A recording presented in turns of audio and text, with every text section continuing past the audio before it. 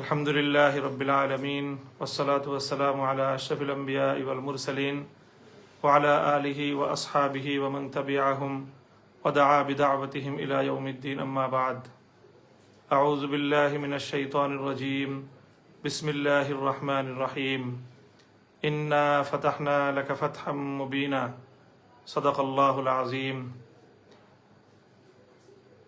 প্রিয় দেশবাসী, বাংলাদেশের সর্বস্তরের সকল জনগণ, সর্বশ্রেণীর সকল পেশার মানুষকে সর্বপ্রথম আমি স্বাগত জানাচ্ছি, অভিনন্দন জানাচ্ছি। আজকে একটি ঐতিহাসিক দিবস, 2024 সালের 5ই আগস্ট। বাংলাদেশের মানুষের জন্য ফ্যাসিবাদ মুক্তি এবং জুলুম ও শোষণের পিঞ্জর থেকে মুক্তির একটি ঐতিহাসিক স্বাধীনতার দিবস আজ। অনাগত কাল পর্যন্ত বাংলাদেশের মানুষ দ্বিতীয় স্বাধীনতা দিবস হিসেবে স্মরণ করবে ঐতিহাসিক 5ই আগস্টকে। অনেক ত্যাগ তিতিক্ষা, অনেক রক্তের নজরানা, অনেক শ্রম, অনেক মায়ের চোখের অশ্রু, অনেক বোনের আহাজারি, গগন বিদারী অনেক কান্নার পর কাঙ্ক্ষিত এই মুক্তির স্বাদ আজ আমাদের দেশবাসী উপভোগ করছে। এই আনন্দঘন মুহূর্তে সর্বপ্রথম আমি শুকরিয়া আদায় করছি আরশের মালিক মহান রব্বুল আলামিন, আল্লাহ পাক রব্বুল আলামিনের, যিনি আমাদের জাতীয় জীবনে এমন একটি আনন্দঘন সময়ের অবতারণা করেছেন, সৃষ্টি করেছেন। লাকাল হামদু ইয়া আল্লাহ ওয়া লাকাশ শুকরু ইয়া আল্লাহ। এরপরে আমি শুকরিয়া আদায় করছি, কৃতজ্ঞতা জ্ঞাপন করছি দীর্ঘ 16 বছরের এই ফ্যাসিবাদ বিরোধী আন্দোলন এবং সংগ্রামে যাদের আত্মত্যাগ রয়েছে, বিভিন্ন বিরোধী দলীয় নেতাকর্মী যারা অপরিসীম ত্যাগ এবং আত্মত্যাগ, বিভিন্ন জুলুম এবং নির্যাতনের শিকার হয়েও তারা যেভাবে ইস্পাত কঠিন দৃঢ়তা নিয়ে এই ফ্যাসিবাদের বিরুদ্ধে তাদের সংগ্রামকে অব্যাহত রেখেছেন, তাদের সকলকে, বিশেষত যারা এই সময়টায় গুম খুন সহ নানা নিপীড়নের শিকার হয়েছেন, সেই সকল মানুষগুলোকে আমরা স্মরণ করছি। গুম খুনের শিকার হওয়া আমাদের সেই সকল ভাই বোনদেরকে আমরা স্মরণ করছি, যাদেরকে বিগত 16 বছরে আমরা হারিয়েছি। বিরোধী দলীয় নেতাকর্মী, বিএনপি, জামায়াতে ইসলামী এবং বিশেষ করে হেফাজতে ইসলাম সহ বাংলাদেশের ভিন্ন মতাবলম্বী মানুষের উপর, জনতার উপর ফ্যাসিবাদের যে ভয়াল আক্রমণ এ দেশবাসী প্রত্যক্ষ করেছে, বাংলাদেশের ইতিহাসে এই 16টি বছর কালো অধ্যায় হিসেবে বিবেচিত হবে। এই সময়টায় যারা এহেন নিপীড়ন এবং জুলুমের শিকার হয়েছেন, অনেক মানুষ পঙ্গুত্ব বরণ করেছেন, অনেক মা তার সন্তানকে হারিয়ে আজও পর্যন্ত পথের পানে চেয়ে থাকেন, গুম হওয়া সন্তান বুঝে আবার ফিরে আসবে। সেই সকল মায়েদেরকে আমরা সালাম জানাই। সেই সকল মায়েদের মুখে আমরা মনে করি আজ কিঞ্চিত পরিমাণ হলেও এ জাতি হাসি ফোটাতে পেরেছে। এ জাতির দামাল কামাল তরুণ সন্তানেরা সেই সন্তানহারা মায়ের বুকে একটু হলেও সান্ত্বনার পরশ বুলিয়ে দিতে পেরেছে। তো আমি এই 16 বছরের নিপীড়নের শিকার সকল ব্যক্তি এবং পরিবার এবং সকল সংগঠনগুলোকে আমি কৃতজ্ঞতা জ্ঞাপন করছি। সেই সঙ্গে বিশেষভাবে স্মরণ করতে চাই 2013 সালের 5ই মে ভয়াল কালো রাতে শাপলা চত্বরে রাসূল আকরাম সাল্লাল্লাহু আলাইহি ওয়াসাল্লামের ইজ্জত এবং সম্মান রক্ষা, ফ্যাসিবাদের মোকাবেলায় যে তৌহিদি জনতা শাপলা চত্বরে জড়ো হয়েছিল নাস্তিক্যবাদের বিরুদ্ধে, সেখানে রাতের অন্ধকারে যে তাদের উপর গণহত্যা পরিচালনা করা হয়েছিল, সেই হত্যাকাণ্ডের শিকার সকল শহীদদেরকেও শ্রদ্ধা ভরে স্মরণ করছি। আল্লাহ তাদের সকলের শাহাদাতকে কবুল করুন। সেই সঙ্গে 2021 সালে বাংলাদেশের স্বাধীনতার সুবর্ণ জয়ন্তী অনুষ্ঠানকে কেন্দ্র করে যে ক্র্যাকডাউন, যে নির্যাতন হেফাজতে ইসলামের আলেম ওলামা এবং দেশবাসীর উপর চালানো হয়েছে, দীর্ঘ 3 বছর পর্যন্ত শত শত সহস্রাধিক হেফাজতের নেতাকর্মী বৃন্দ এই স্বৈরাচারী ফ্যাসিবাদের দ্বারা জুলুম এবং নির্যাতনের শিকার হয়েছে, কারাভোগ করেছে, তাদের সকলের শুকরিয়া আদায় করছি এবং তাদের সকলকে আজ শ্রদ্ধা ভরে স্মরণ করছি। এবং সর্বশেষ সবচেয়ে বেশি শ্রদ্ধা, ভালোবাসা এবং হৃদয়ের রক্তক্ষরণ যাদের জন্য সবচেয়ে বেশি, যাদেরকে আমরা স্মরণ করব, মধ্য জুলাই থেকে চলমান কোটা সংস্কার আন্দোলনে, বৈষম্য বিরোধী ছাত্র আন্দোলনের যে সকল নেতাকর্মী অকাতরে প্রাণ দিয়েছে, বিভিন্ন গণমাধ্যমের সংবাদ সূত্রে বিগত এই অর্ধ মাসে 3 শতাধিক প্রাণ কেড়ে নেওয়া হয়েছে। প্রত্যক্ষদর্শী এবং অনুসন্ধিৎসুদের ধারণা এবং তাদের বিশ্বাস, প্রকৃত হত্যাকাণ্ডের চিত্র এর চেয়ে অনেক বেশি ভয়াবহ এবং শহীদ মানুষের সংখ্যা এর চেয়েও আরো কয়েক গুণ বেশি হবে। আমরা এই যারা প্রাণ দিয়েছে, রংপুরের আমাদের ভাই আবু সাইদ এবং মুগ্ধ ছড়ানো আমাদের ভাই মুগ্ধ সহ এই আত্মদানকারী এই সকল শহীদদেরকে আজ বিজয়ের এই শুভ লগনে আমরা অত্যন্ত গভীর শ্রদ্ধা ভরে তাদেরকে স্মরণ করছি। মহান রব্বুল আলামিনের দরবারে তাদের জন্য মাগফিরাত কামনা করছি। আল্লাহ যেন তাদের এই শাহাদাতকে কবুল করেন এবং তাদের দেখানো এই পথে আগামীর বাংলাদেশ যেন গড়ে উঠতে পারে। আমরা যেন এই সকল শহীদদের আত্মদানের সাথে বিশ্বাসঘাতকতা না করি। এ জাতি যেন এ সকল জাতির শ্রেষ্ঠ সন্তানদের আত্মত্যাগের যে ঋণ, এটা যেন একটি সুন্দর দেশ এবং জাতি গঠনের মধ্য দিয়ে সে ঋণ কিঞ্চিত হলেও পরিশোধ করতে পারে। আল্লাহ রাব্বুল আলামিনের কাছে জাতির জন্য সে তৌফিক আমি কামনা করছি। প্রিয় দেশবাসী,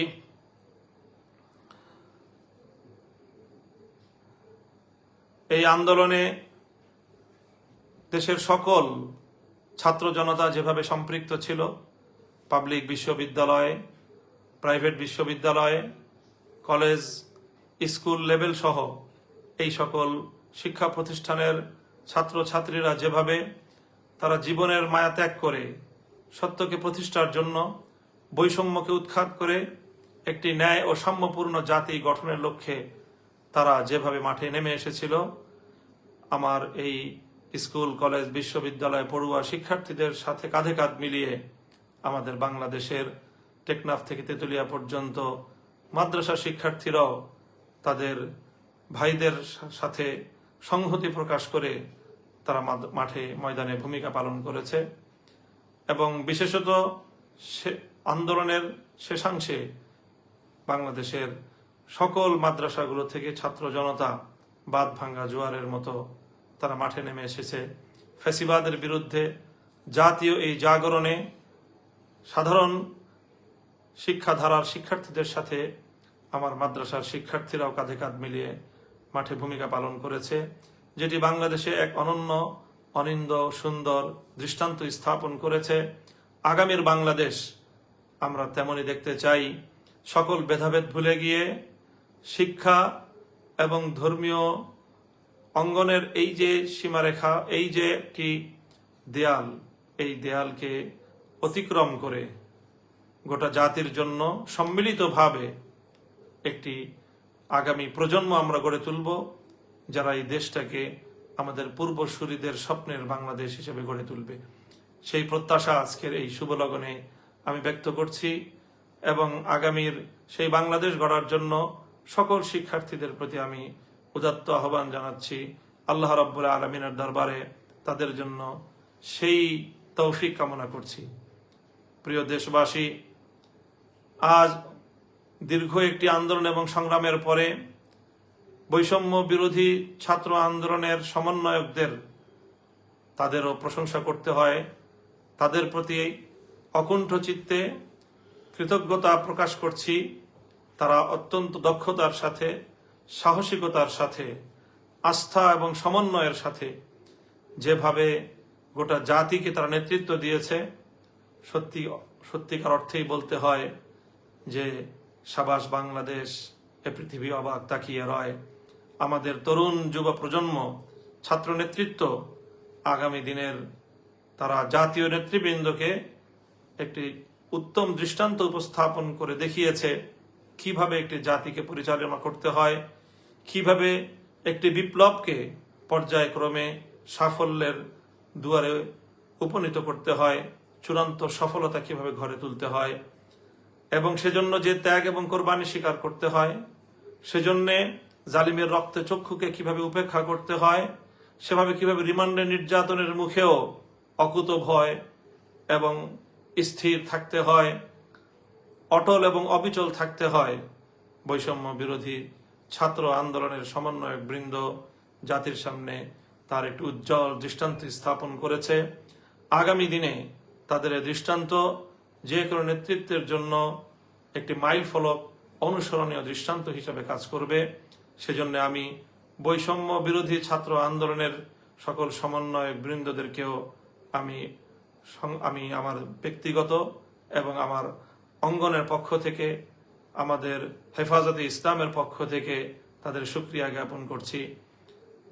হেফাজতে ইসলামের আমির, অশীতিপর আলেমে দিন, বাংলাদেশের অবিসংবাদিত রাহবার আল্লামা মুহিবুল্লাহ বাবু নগরী যেভাবে তিনি আমাদেরকে এবং জাতিকে, আমাদের এই কোমল প্রাণ, কোমলমতি এ সকল শিক্ষার্থীদের এই ন্যায্য আন্দোলনের পথে সহযোগিতা করবার জন্য উৎসাহিত করেছেন, নির্দেশনা দিয়েছেন এবং আমাদেরকে মাঠে ময়দানে ভূমিকা পালন করার জন্য তিনি আমাদেরকে নির্দেশ প্রদান করেছেন। সেজন্য আমির হেফাজত সহ হেফাজত নেতৃবৃন্দকেও আমরা শুকরিয়া জ্ঞাপন করছি। অন্যান্য ইসলামী অঙ্গনের অনেকে, ইসলামী আন্দোলন বাংলাদেশের নেতৃবৃন্দ এক্ষেত্রে অগ্রণী ভূমিকা পালন করেছেন। আমরা তাদেরও জাতির পক্ষ থেকে শুকরিয়া আদায় করছি। অনেক ত্যাগ এবং কোরবানির পর সর্বশেষ আজ 5ই আগস্ট জাতির সেই বহু কাঙ্ক্ষিত বিজয়ের দিনটি এলো। অত্যন্ত দুঃখ এবং ভারাক্রান্ত হৃদয় নিয়ে বলতে হয়, এই দিবসের চূড়ান্ত বিজয় আসার ঠিক পূর্ব মুহূর্তেও গতকালকে যে অনাকাঙ্ক্ষিত আরো প্রায় শতাধিক প্রাণহানির যে ঘটনা ঘটল, এ ঘটনা আসলেই না ঘটালেও চলতো। যারা ক্ষমতার মসনদকে আঁকড়ে ধরে রাখার যে এক জেদ, যে জেদ মানুষকে কোন পর্যন্ত তার অধোগতি হতে পারে, কোথায় পর্যন্ত তাকে নিচে নিয়ে নামাতে পারে, আমাদের এই সদ্য বিদায়ী ফ্যাসিবাদী স্বৈর শাসকের পতন থেকে আমরা মনে করব যে আগামী দিনের শাসকবর্গ শিক্ষা গ্রহণ করবে। তাদের জন্য এর চেয়ে অনেক উত্তম পথ খোলা ছিল।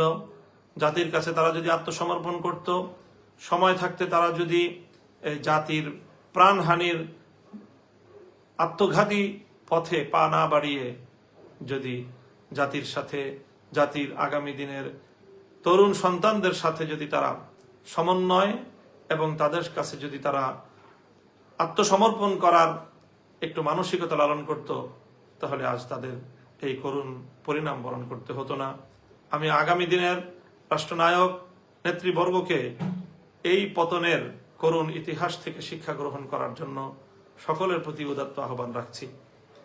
প্রিয় দেশবাসী, আজ যখন স্বৈরশাসীর পতনের বিদায় ঘণ্টা বেজে গেল, এদেশের মানুষ স্বতঃস্ফূর্তভাবে কিভাবে তাদের যে ক্ষোভের বহিঃপ্রকাশ ঘটিয়েছে, গণভবন থেকে প্রধানমন্ত্রীর কার্যালয়ের প্রতিটি ইঞ্চিতে এদেশের মানুষ দীর্ঘ 16 বছর পর যেন তাদের মালিকানার অধিকার ফিরে পেয়েছে, বাঁধ ভাঙ্গা উচ্ছ্বাস এবং বিজয় উল্লাসে আজকের রাজধানী ঢাকা সহ গোটা বাংলাদেশের এই চিত্র বাংলাদেশের মানুষের জন্য আল্লাহ রাব্বুল আলামিনের পক্ষ থেকে এক মহান নিয়ামত এবং আল্লাহর পক্ষ থেকে অনেক বড় একটি কৃপা এবং রহমত হিসেবে আমরা বিবেচনা করছি।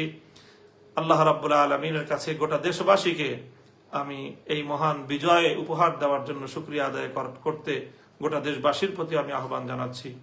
সকল দেশবাসীকে বলবো, আজ রাতে আপনারা সম্ভব হলে সকলে 2 রাকাত সালাতুশ শুকর আদায় করবেন, আল্লাহ রাব্বুল আলামিনের দরবারে সিজদায় পড়ে শুকরিয়া আদায় করবেন এবং আগামীর বাংলাদেশ যেন সুন্দর সমৃদ্ধিময় একটি বাংলাদেশ হিসেবে গড়ে উঠতে পারে, সেজন্য আল্লাহ রাব্বুল আলামিনের কাছ থেকে আমরা সাহায্য এবং তৌফিক কামনা করব। সেই আহ্বানও আমি জাতির কাছে রাখছি। আজ যখন স্বৈরশাহীর, আজকে যখন ফ্যাসিবাদী সরকারের পতন চূড়ান্ত হলো, তখন মাননীয় সেনাপ্রধান বাংলাদেশের বিভিন্ন রাজনৈতিক দলের নেতৃবৃন্দ এবং বিভিন্ন পেশাজীবী সহ নেতৃবৃন্দকে তিনি আহ্বান করেছিলেন পরিস্থিতি আগামীতে করণীয় বিষয়ে পরামর্শ করার জন্য। সেখানে অন্যান্যদের সঙ্গে আমিও আহত ছিলাম এবং সেনাপ্রধানকে আমরা পরামর্শ দিয়েছি। সেনাপ্রধান আমাদের পরামর্শ গ্রহণ করেছেন এবং তিনি জাতির উদ্দেশ্যে বক্তব্যের মাধ্যমে প্রধানমন্ত্রীর পদত্যাগের বিষয়টি নিশ্চিত করেছেন।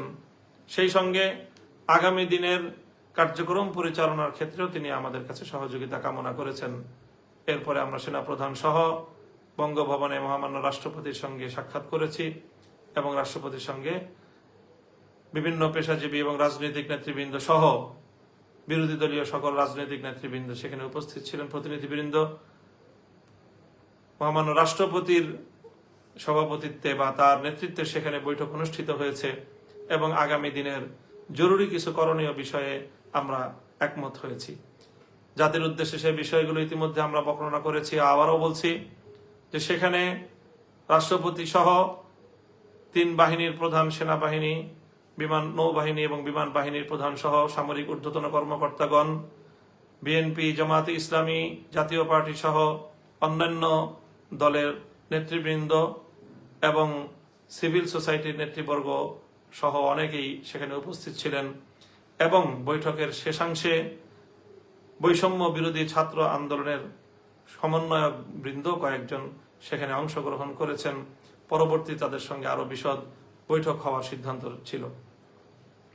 সেখানে আজ যে বিষয়গুলো আমরা ঐক্যমতে পৌঁছেছি সে বিষয়গুলো জাতির জন্য জানা প্রয়োজন। আমরা সেখানে প্রথমেই এই বৈষম্য বিরোধী আন্দোলনে যে সকল মানুষের প্রাণ গিয়েছে, ছাত্র, শ্রমিক, কৃষক, নারী, পুরুষ, শিশু, যাদেরই প্রাণ গিয়েছে প্রায় 3 শতাধিক মানুষের গণমাধ্যমের সূত্র অনুযায়ী এবং প্রত্যক্ষদর্শীদের ধারণা মতে আরো অনেক বেশি। সেই সকল আত্মদানকারী সকল শহীদানের জন্য শোক প্রস্তাব গ্রহণ করা হয়েছে এবং তাদের রুহের মাগফিরাত কামনা করে দোয়া মোনাজাত পরিচালনা করা হয়েছে। সেখানে ঐক্যমত পোষণ করা হয়েছে। সেনাপ্রধান এবং রাষ্ট্রপতি আমাদেরকে আশ্বস্ত করেছেন যে এই সকল হতাহত এবং এই প্রাণহানি, জানমালের অপূরণীয় ক্ষয়ক্ষতির জন্য যারা দায়ী, সকলের উপযুক্ত বিচারের ব্যবস্থা করা হবে এবং কোনো অপরাধী পার পাবে না বলে তারা আমাদেরকে আশ্বস্ত করেছেন, কথা দিয়েছেন। আমরা তাদের কথার উপর আস্থা রাখতে চাই। তারপরে সেখানে আরেকটি সিদ্ধান্ত আমরা একমত হয়েছি আমরা যে দ্রুত সময়ের মধ্যে অন্তর্বর্তীকালীন একটি সরকার গঠন করা হবে। আমরা আশা করব যে সেটিও ইনশাআল্লাহ দ্রুত সময়ের মধ্যেই জাতির সামনে অন্তর্বর্তীকালীন সরকারের রূপরেখা সহ সকল বক্তব্য জাতির সামনে খোলাসা হয়ে যাবে। সেই সঙ্গে এ বিষয়ে একমত হয়েছেন। রাষ্ট্রপতি আশ্বস্ত করেছেন যে বাংলাদেশের সাবেক প্রধানমন্ত্রী বেগম খালেদা জিয়া সহ বৈষম্য বিরোধী আন্দোলন চলাকালে বিগত প্রায় জুলাই মাসের শুরু থেকে হালনাগাদ বিরোধী দলীয় রাজনৈতিক নেতৃবৃন্দ, নেতাকর্মী, ছাত্র নেতৃবৃন্দ এবং যে সকল নিরপরাধ মানুষকে নির্বিচারে ব্যাপক হারে গণগ্রেফতার করা হয়েছে গত 1 মাস যাবৎ, তাদের সকলকেই 2-1 দিনের মধ্যেই মুক্তির ব্যবস্থা গ্রহণ করা হবে। সেনাপ্রধান নিজে এ ব্যাপারে আশ্বস্ত করেছেন, রাষ্ট্রপতি নিজে দায়িত্ব গ্রহণ করেছেন। সেই সঙ্গে সবচেয়ে গুরুত্বের সঙ্গে যে বিষয়টিতে আমরা একমত হয়েছি সেটি হলো এই বিজয়কে যেন কেউ কলুষিত করতে না পারে, অভূতপূর্ব জনতার এই বিজয়কে যেন কেউ কলঙ্কিত করতে না পারে, অনাহত অনাকাঙ্ক্ষিত আর কোনো ঘটনা যেন আমাদের জাতীয় জীবনকে আমাদের আঘাত দিতে না পারে, সে বিষয়ে আমরা সকলেই সজাগ থাকব। প্রিয় দেশবাসী, অনেক প্রাণহানি হয়েছে, দেশের জাতীয় অনেক স্থাপনা ধ্বংস হয়েছে, অনেক অপূরণীয় ক্ষয়ক্ষতি ইতিমধ্যে হয়ে গিয়েছে। আর কোনো ক্ষয়ক্ষতির ভার বহন করার সক্ষমতা আমাদের এই বাংলাদেশের নেই। সুতরাং দেশবাসীর প্রতি উদাত্ত আহ্বান জানাবো আমি যে আমাদের সকলেরই এখন দায়িত্বশীল ভূমিকা পালন করতে হবে। কোনো প্রতিহিংসা চরিতার্থ করার জন্য কারো উপর আঘাত করা যাবে না, কারো জানমালের ক্ষয়ক্ষতি করা যাবে না। এ বিষয়ে আমাদের সকলকে সোচ্চার থাকতে হবে। বিশেষত আমি দেশের আলেম সমাজ, ইমাম সমাজকে আমি বিশেষভাবে আহ্বান জানাবো যে আপনারা এ ব্যাপারে সোচ্চার থাকবেন এবং আপনারা সক্রিয় ভূমিকা পালন করবেন। এই সময় এই অস্থিতিশীলতার সুযোগ নিয়ে একটি মহল দেশের মধ্যে নতুন করে অস্থিতিশীলতা সৃষ্টি করতে পারে, বাংলাদেশের ভাবমূর্তি ক্ষুণ্ণ করতে পারে, দেশের ইসলাম প্রিয় জনতাকে কলুষিত করার অপপ্রয়াস চালাতে পারে। নানা ধরনের সাপোর্টাজ এবং অন্তর্ঘাতমূলক বিভিন্ন কর্মকাণ্ডের মাধ্যমে দেশের ইসলামিক অঙ্গনকে তারা ঘায়েল করার অপচেষ্টা চালাতে পারে। এজন্য বিশেষ করে অন্যান্য ধর্মাবলম্বী সংখ্যালঘু যারা রয়েছেন, তাদের ধর্মীয় উপাসনালয়গুলো এবং তাদের ব্যবসা প্রতিষ্ঠান, তাদের বাড়িঘর, তাদের সহায় সম্পদ, তাদের জানমালের প্রতি আমাদের সকলকে অত্যন্ত সতর্কতার সাথে দায়িত্বশীল ভূমিকা পালন করতে হবে, যেন কোনো একজন সংখ্যালঘুর উপর কোনো ধরনের আক্রমণ, তার জানমালের ন্যূনতম কোনো ক্ষয়ক্ষতি যেন কোনো দুষ্কৃতিকারী করতে না পারে। এই ব্যাপারে আমাদের সকলকে সোচ্চার এবং সজাগ থাকতে হবে। বিশেষত আজ রাত যেহেতু একটি সরকার পতন ঘটেছে, এই সময়টায় স্বাভাবিকভাবেই প্রশাসন এবং আইন শৃঙ্খলা রক্ষাকারী বাহিনীর মধ্যে একটি অস্থিরতা এবং একটি দুর্বলতা কাজ করবে। এই সুযোগে আজ রাতেই অনেক অঘটন ঘটে যেতে পারে। এজন্য আমার বক্তব্য যারা শুনছেন তাদের সকলের প্রতি আমার উদাত্ত আহ্বান যে আজ রাত অন্তত আপনারা পাড়ায় পাড়ায়, মহল্লায় মহল্লায় এলাকাবাসীকে নিয়ে, মসজিদের মুসল্লিদেরকে নিয়ে আপনারা রাত্রি জাগরণ করুন। অবশিষ্ট রাতের শেষ প্রহর, রাতের আধারে কোনো অঘটন যেন কেউ ঘটাতে না পারে, সেজন্য আপনারা দায়িত্বশীল ভূমিকা, প্রহরার ভূমিকা আপনারা পালন করবেন। হিন্দুদের মন্দিরগুলো, প্যাগোডাগুলো এবং বৌদ্ধদের উপাসনালয়, অন্যান্য খ্রিস্টানদের উপাসনালয়, গির্জাগুলো, সেগুলো সহ তাদের সকল স্থাপনা, তাদের ব্যবসা প্রতিষ্ঠান, তাদের বাড়িঘর, এগুলোর প্রতি আমরা বিশেষভাবে পাহারাদারি করব, যাতে কোনো দুষ্কৃতিকারী এই সকল ক্ষেত্রে কোনো আঘাত করে, আক্রমণ করে দেশের মধ্যে যেন কোনো অস্থিতিশীলতা সৃষ্টি করতে না পারে, বিশ্ব দরবারে বাংলাদেশের ভাবমূর্তি যেন কোনোভাবেই ক্ষুণ্ণ করতে না পারে। সেই সঙ্গে আরেকটি বিষয় আমি বিশেষভাবে আন্দোলন সংগ্রামে সক্রিয় সকল ছাত্র জনতা এবং ধর্মপ্রাণ তৌহিদি জনতা, বিরোধী দলের সকল নেতাকর্মী, সকলের প্রতি আরেকটি বিষয়ও আমি উদাত্ত আহ্বান জানাই। আল্লাহ রাব্বুল আলামিন আমাদেরকে যে ঐতিহাসিক বিজয় দান করেছেন, ক্ষুদ্র ব্যক্তিগত প্রতিহিংসা চরিতার্থ করার জন্য আমরা এই মহান বিজয়কে কোনোভাবেই কলুষিত করার অপপ্রয়াস চালাবো না। এই বিজয়কে দেশের জন্য, জাতির জন্য একটি উত্তম এবং উন্নত ভবিষ্যৎ বিনির্মাণে আমরা উৎসর্গ করতে চাই। সেই হিসেবে কেউ ব্যক্তিগত রাজনৈতিক প্রতিহিংসা, রাজনৈতিক প্রতিপক্ষকে ঘায়েল করার মোক্ষম সুযোগ হিসেবে এটিকে কেউ ব্যবহার করার চেষ্টা করবেন না। সেই সঙ্গে আমরা আরেকটা কথাও বিশেষভাবে বলবো যে চলমান এই আন্দোলনে সরকারের নির্দেশ পালন করতে গিয়ে বা সরকারের বৈধ বা অবৈধ আনুগত্য করতে গিয়েও আইন শৃঙ্খলা রক্ষাকারী বাহিনী, বিশেষত পুলিশ বাহিনী অনেক ক্ষেত্রেই তারা জনতার উপর চড়াও হয়েছে। রাষ্ট্রীয় পেটোয়া বাহিনী হিসেবে মানুষের জানমালের অনেক ক্ষয়ক্ষতি করেছে এবং অনেক ক্ষেত্রে তারা সীমা লঙ্ঘন করেছে, এতে সন্দেহের কোনো অবকাশ নেই। কিন্তু মনে রাখতে হবে যে পুলিশ বাহিনী একটি বাংলাদেশের আইন শৃঙ্খলা রক্ষাকারী বাহিনী। তারা তৃণমূল পর্যায়ে দেশে আইন শৃঙ্খলা রক্ষা করে থাকে। এখানে যেরকম অপরাধী রয়েছে, ফ্যাসিবাদের পাঁচাটা গোলাম যেরকম রয়েছে, এখানে অনেক ভালো দেশপ্রেমিক, মানুষের জন্য কল্যাণকামী অনেক পুলিশ ভাইরাও সেখানে রয়েছেন।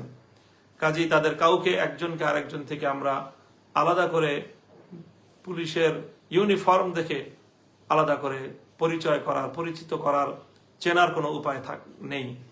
কাজে এই সময়ে সেই আমাদের ক্ষোভগুলোর কারণে নির্বিচারে কোনো পুলিশের উপর, থানার উপর হামলা করার যে সকল দুঃখজনক ঘটনাগুলো ঘটছে, এ বিষয়েও আমি দেশবাসীর প্রতি সংযমী ভূমিকা পালন করার উদাত্ত আহ্বান জানাচ্ছি যে আপনারা এই ধরনের আর কোনো থানায় আক্রমণ ঘটানোর মতো দুঃখজনক বেআইনি কার্যক্রম আপনারা কেউ করবেন না। আইন নিজের হাতে তুলে নেবেন না। দেশ সেক্ষেত্রে বড় ধরনের হুমকির সম্মুখীন হয়ে পড়বে। প্রিয় দেশবাসী, এই কথাগুলো আমি আপনাদের সম্মুখে উপস্থাপন করলাম আজকের ঐতিহাসিক লগনে আবারও বিগত 16 বছরের জুলুম শোষণের শিকার, নিরীহ, নিপীড়িত, নির্যাতিত বাংলাদেশের নারী, পুরুষ, আবার বৃদ্ধ বনিতার সকলকে শ্রদ্ধা ভরে স্মরণ করছি, যারা এই সময়টায় দুনিয়া থেকে বিদায় গ্রহণ করেছেন। বিশেষ করে আমাদের হেফাজতে ইসলামের মরহুম আমির আল্লামা আহমদ শফি, আল্লামা জুনায়েদ বাবু নগরী, আল্লামা নূর হোসেন কাসেমি মহাসচিব, আল্লামা নুরুল ইসলাম মহাসচিব, যারা হেফাজতে ইসলামকে আজকের এই পর্যায়ে উপনীত করে আমাদের মাঝ থেকে বিদায় নিয়েছেন, তাদের রুহের মাগফিরাত কামনা করছি। আল্লাহ তাদেরকে জান্নাতের উঁচু মাকাম দান করুন। সেই সঙ্গে হেফাজতে ইসলামের সহ আলেম ওলামাদের মধ্যে যারা মূল ধারা থেকে বিচ্ছিন্ন হয়েছে, তাদেরকেও আমরা আহ্বান করব, এভাবে জাতির বিপক্ষে, আলেম সমাজের বিপক্ষে আমাদের আর কেউ যেন ভূমিকা পালন না করে। আজকের এই ঐতিহাসিক, এই অভূতপূর্ব বিজয়ের দিনে আমরা গোটা জাতির প্রতি অকুণ্ঠ চিত্তে তাদের প্রতি শ্রদ্ধা এবং শুকরিয়া জ্ঞাপন করছি। মহান আল্লাহ রাব্বুল আলামিনের দরবারে আবারও শুকরিয়া আদায় করছি এবং সকলকে আহ্বান জানাচ্ছি, আসুন আমরা সকলে হাতে হাত রাখি। ছাত্র জনতার প্রতি বলবো, স্কুল, কলেজ, ভার্সিটি, মাদ্রাসা সকলে হাতে হাত রেখে একটি সুন্দর, সমৃদ্ধ একটি দেশ এবং একটি জাতি, যেখানে সকলে যার যার অধিকার পাবে, যেখানে অকুণ্ঠ চিত্তে আমরা আমাদের রবের গোলামি করতে পারবো, আল্লাহ রাব্বুল আলামিনকে আমরা ডাকতে পারবো, আল্লাহর দ্বীনকে বিজয়ী করার একটি অনুকূল ভূমি আমরা আগামী দিনে উপহার পাবো। এরকম একটি বাংলাদেশকে আমরা গড়ে তুলবার জন্য সকলে যার যার জায়গা থেকে ভূমিকা পালন করব। আগামীর সুন্দর বাংলাদেশ গড়ার প্রত্যয় নিয়ে এবং সেই প্রত্যাশা ব্যক্ত করে আমি আজকের বক্তব্য এখানেই শেষ করছি। সকলে দোয়া করবেন, দেশের জন্য দোয়া করবেন, আমার জন্য দোয়া করবেন, আগামীর বাংলাদেশ গড়বার জন্য আল্লাহ রাব্বুল আলামিনের সাহায্য কামনা করবেন। ওয়া আখিরু দাওয়ানা আনিল হামদুলিল্লাহি রাব্বিল আলামিন। আসসালামু আলাইকুম ওয়া রাহমাতুল্লাহ।